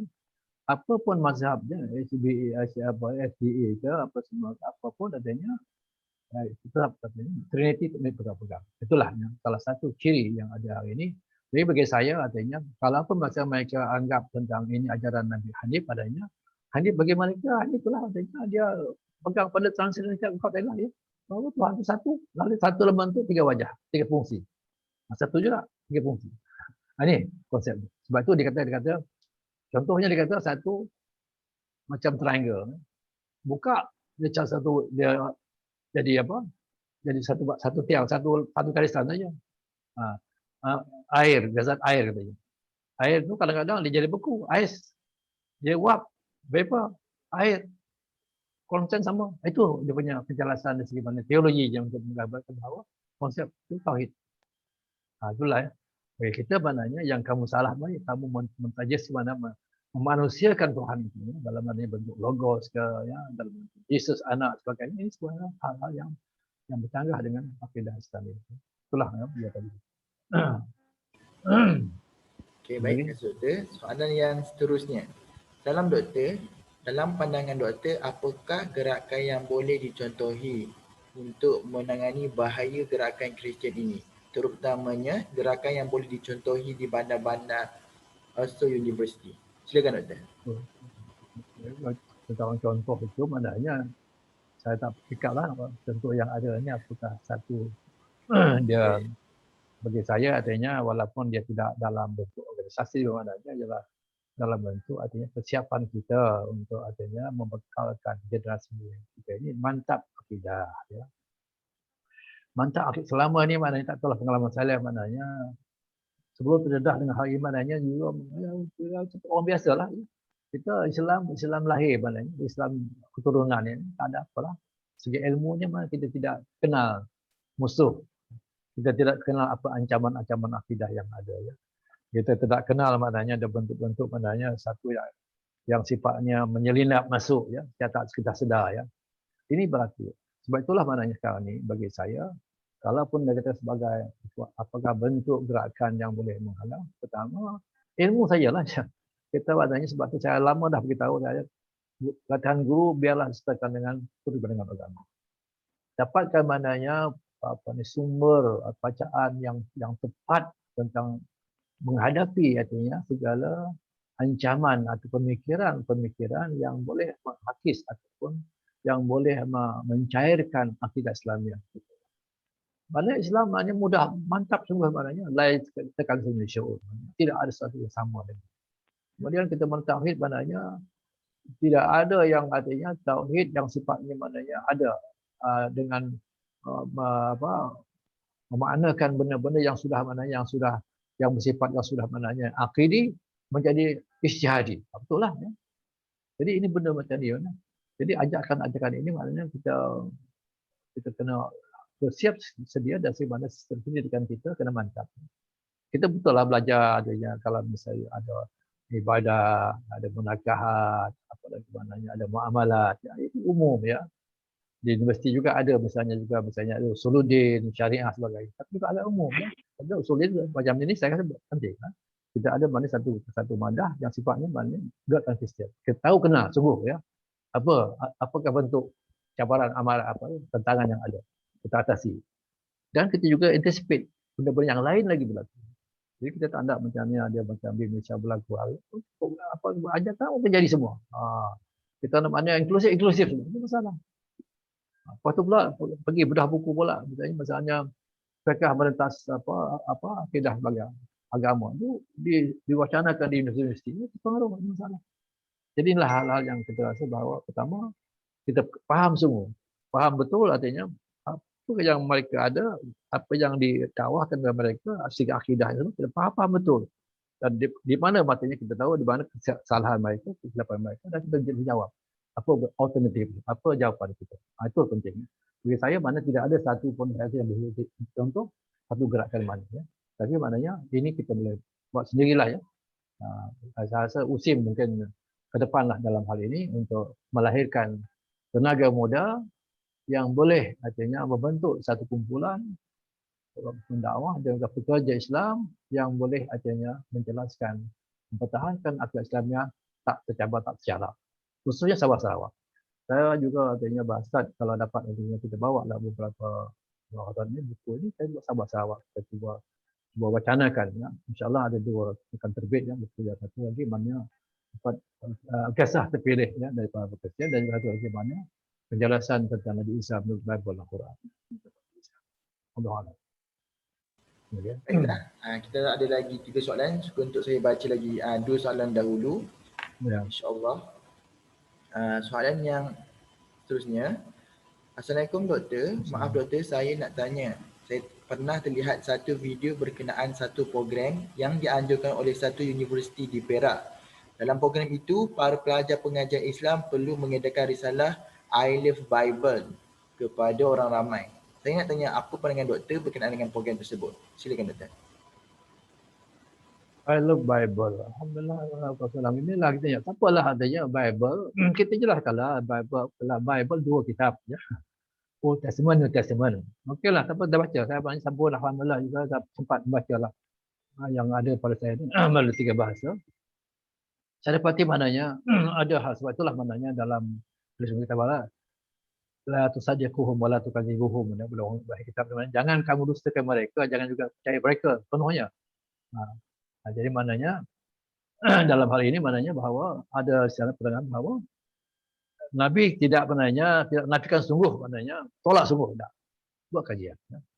Jadi maknanya okey I love Bible dalam pengertian mana kita orang Islam kita baca Bible untuk nak kenal tahu sungguh apa konten.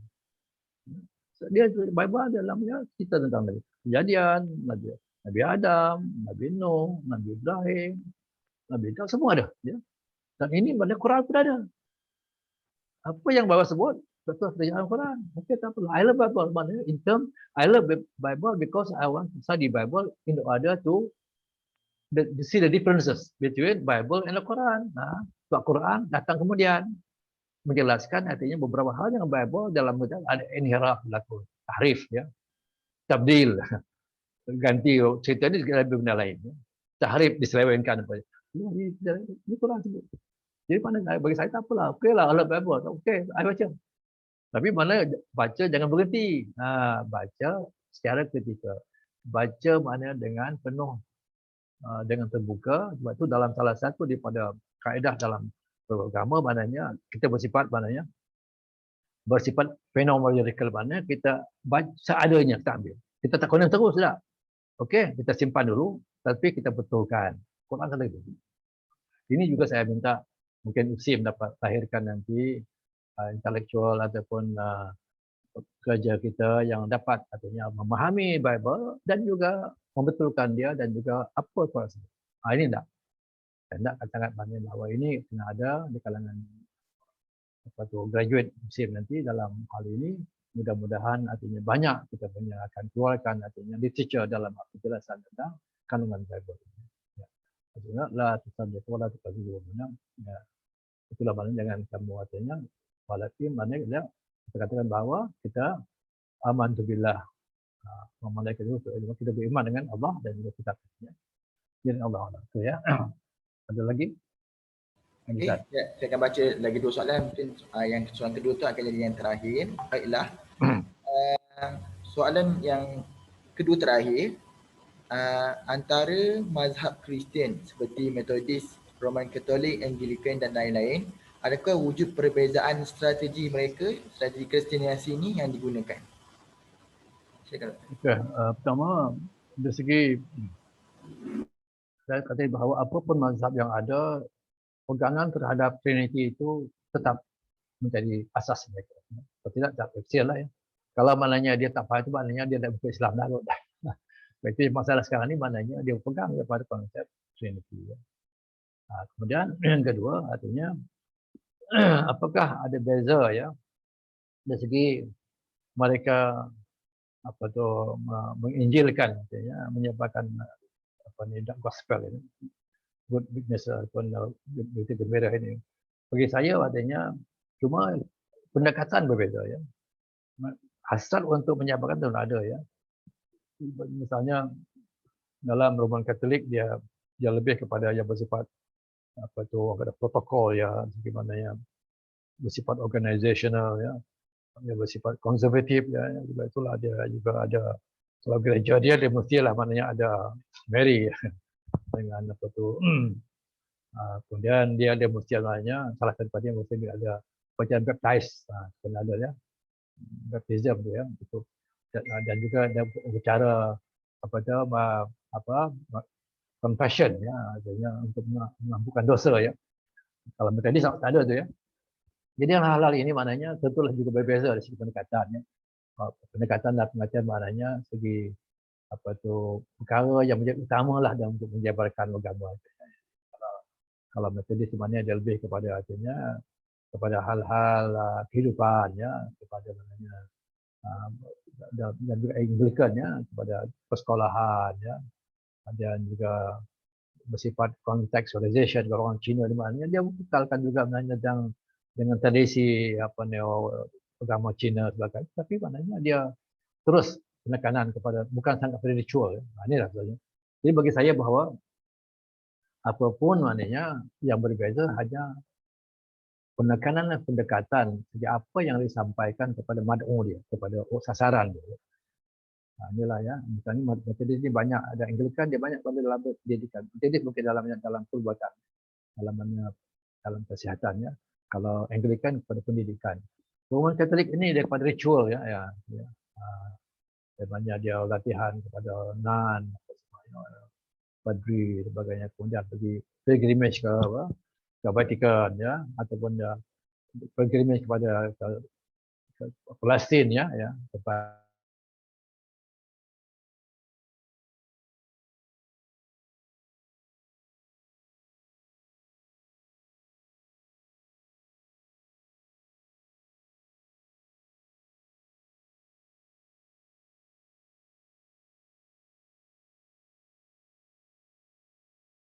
dia mengkaji ya. Sebab itulah maknanya dia Kristian ni dia mengkaji artinya segi seksiologinya, dari segi antropologinya mereka duduk sama-sama, mereka dan dia lihat duduk sana 5-6 bulan, dia faham tentang satu kaum itu dan kemudian dia create pendekatan baru. Nampak ya? Jadi kita dalam pedah kita tertentu. Kita tak tahulah kalau masa dulu maknanya kita ada juga dalam bidang jabatan agama, dia ada unit dakwah, ada juga macam kampung angkat. Tapi kampung angkat kadang nama ada rumah tapi orang tak ada. Masalah ya. Komitmen kurang, cukup kurang lah. Banding mereka Allah. Itulah maknanya bahwa dikata satu kami dulu ada orang salatan. Tapi tak rajin kata, tak rajin, kurang rajin kata. Atau kami biarlah itu mereka punya apa dia penjelasan mereka. Jadi itulah ya. Bagaimana sekarang ini sebagai apa orang kata apapun maknanya yang diperlukan ialah tenaga. Tenaga muda ya. Tenaga muda ya. Orang tua dalam macam saya mana walaupun semangat muda tak jadi juga. Dah tak larat dah. Nak langkah nak pakai sebut pun tak larat dah. Itulah antara lainnya. Saya harap mudah-mudahan ada manfaatnya dan mudah-mudahan maknanya kita harap satu seorang daripada universiti mana-mana akan benar-benar bergerak dan juga saya rasa boost katanya. Intelektual dia, persiapan ilmu dia, komitmen dia dan juga kelapangannya insya-Allah. Itulah harapan saya mudah-mudahan dan saya punya akademi terbuka. Saya kalau Rumai faham lah. Rumai ni dia bin sama apa ni Ahmad bin Ghazali tapi dia kalau dia budak anak saya lah tapi mungkin dia 50-an bukan anak saya lah. Bin Ghazali ya. Jadi alhamdulillah artinya. Jadi artinya ayah saya bin nama Ghazali harap dari banyak Al-Ghazali lah ya supaya dapat bongkai balik hal-hal seperti ini. Mudah-mudahan betul lah ya. Jadi itulah saya rasa sekali lagi kepada dengan aku Assalamualaikum wabillahi taufiq wal hidayah. Assalamualaikum warahmatullahi wabarakatuh. Alhamdulillah. Waalaikumsalam warahmatullahi wabarakatuh. Alhamdulillah selesai sahaja sesi kita pada hari ini sesi syarahan industri dan beberapa pertanyaan. Rupanya banyak lagi soalan untuk maklumat doktor untuk yang ditanyakan dalam chat kita ni. InsyaAllah nanti soalan ni saya akan serahkan kepada bantu doktor untuk dapatkan jawapan lah insyaAllah. Mudah-mudahan dipermudahkan. Baiklah, terima kasih diucapkan kepada yang berusaha Dr. Ghazali Basri atas kupasan yang telah diberikan. Mereka kata hari ini dapatlah kami masa dakwah melihat bahawa gerakan misioneri ini adalah sangat penting dan perlu kita ambil maklum dengan gerakan tersebut. Dan disebabkan kita hanya duduk diam, gerakan tersebut berluasa sampai datang kepada anak kita insya-Allah. Baiklah, sampai di situ saja pertemuan kita pada hari ini. Mudah-mudahan pertemuan kita pada pagi ini mendapat keberkatan dan apa yang telah dipelajari dapat kita dipraktikkan dalam masa dan kemasa insya-Allah. Jadi kita tangguh syarahan kita dengan bacaan Kafaratul Majlis dan surah Al-Ahzab. Subhanakallah wa bihamdihi. Bismillahirrahmanirrahim. إلا الذي والصالحات وتواصوا بالحق وتواصوا بالصبر. Alhamdulillah, teruskan dengan sesi fotografi. Kepada siapa yang free untuk buka kamera boleh buka. Kita nak ambil gambar sikit insya-Allah. Persilakan mana-mana yang boleh buka kamera untuk buka kamera insya-Allah. Ada gambar kan? Macam mana ada gambar? Buat gambar je kan? Oh dia buat gambar, tak apalah ya. Tak apalah, pergi hantar gambar ke kami. Ya, okay. Okey, siapa yang nak buka kamera untuk kita ambil gambar sekejap? Silakan. Dalam ni kita ada 4 ni. 4 dia punya skrin kita ni insya-Allah. Nanti kita tak tahu gambar anda dekat mana, kita boleh buka aje. Nanti saya snap untuk 4 kali lah insya-Allah. Okey. Terima kasih. Okey. Ada siapa lagi nak buka? InsyaAllah. Bagi cara kejawan.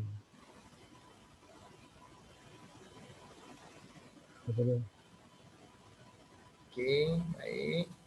Lagi. 10 saat lagi insyaAllah. 10.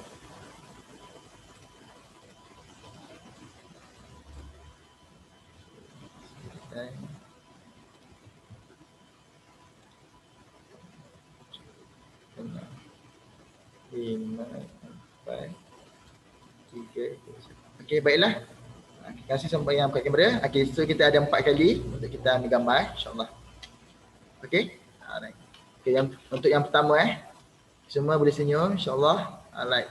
Okey. Okey, 1 okey. 1 2 3. Okey. Alright.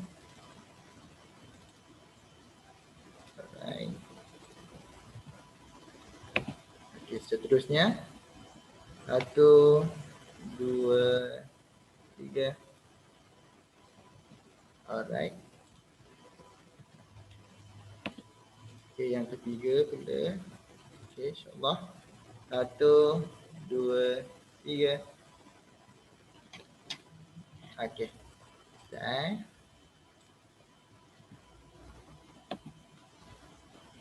okey, yang terakhir yang keempat, insya-Allah. Okey, ready. 1 2 3. Okey. Alhamdulillah. Okey, selesai saja program kita pada pagi ini. Mudah-mudahan kita dapat manfaat ilmu yang telah diberikan dan dikongsikan oleh yang berusaha Dr. Khalil Basri. Mudah-mudahan kita semua dapat insya-Allah. Sampai di sini saja. Mohon maaf daripada kami pihak pengajar. Sekian, wabillahi taufiq wal hidayah. Wassalamualaikum warahmatullahi wabarakatuh. Terima kasih semua. Terima kasih Doktor. Dr. Ghazali, Dr. Numan, terima kasih semua pelajar dan hadirin-hadirat. Assalamualaikum. Terima kasih Dr. semua. Terima kasih Dr. Umar, Dr. Su, Dr. Ghazali. Alhamdulillah. Terima kasih semua pelajar. Nanti saya buat kuis lah. Alhamdulillah. Okay.